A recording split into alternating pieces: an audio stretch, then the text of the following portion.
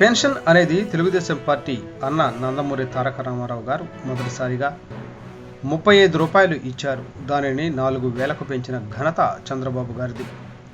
చెన్నుబోయిన రాఘు యాదవ్ సత్తెనపల్లి నియోజకవర్గ తెలుగు యువత అధ్యక్షులు. రేపు ఉదయం 7,000 రూపాయలు తీసుకోబోతున్నారు. గతంలో సంక్షేమ కార్యక్రమాలు అనేది తెలుగుదేశం పార్టీ స్థాపించిన తర్వాత మొదలయ్యాయి.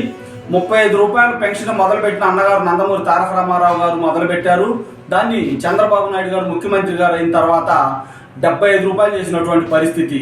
తదనంతరం ముఖ్యమంత్రి అయినటువంటి ఎన్నికల్లో హామీ ఇచ్చినటువంటి రాజశేఖర రెడ్డి గారు 200 చేస్తానని 25 రూపాయలు పెంచి 5 సంవత్సరాలు 25 పెంచినటువంటి పరిస్థితి. 200 పెంచడానికి ఆయనకి 75 రూపాయల నుంచి 200 చేయడానికి ఆయనకి 5 సంవత్సరాలు పట్టింది.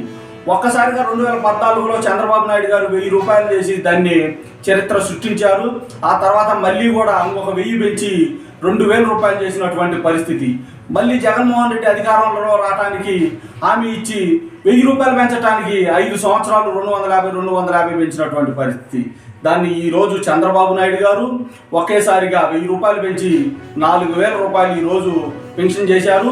గడిచిన 3 నెలలకు కూడా కలిపి ఆ 4000, ఈ 3000, 7000 రేపు పొద్దున దాదాపుగా 65,18,456 మంది అపాతాతలకు ఈ రేపు ఉదయం 7,000 రూపాయల పెన్షన్ వారికి ఇవ్వబోతున్నారు. దాదాపుగా 4,408 కోట్ల రూపాయలు రేపు పెన్షన్గా ఈ అవాతాతలకు ఇవ్వడానికి సర్వం సిద్ధం చేసినటువంటి పరిస్థితి.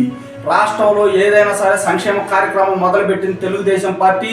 ఈ పెన్షన్ సిస్టమ్ అనేది పెట్టింది తెలుగుదేశం పార్టీ. ఈరోజు ఈ 4,000 రూపాయల పెన్షన్ ఇవ్వగలుగుతున్నారంటే అది తెలుగుదేశం పార్టీలో ఉన్నటువంటి ఆలోచన విధానము, పేదలను ఆదుకునే విధానమే ఈ తెలుగుదేశం పార్టీ మాత్రమే చేయగలుగుతుంది. అధికారంలో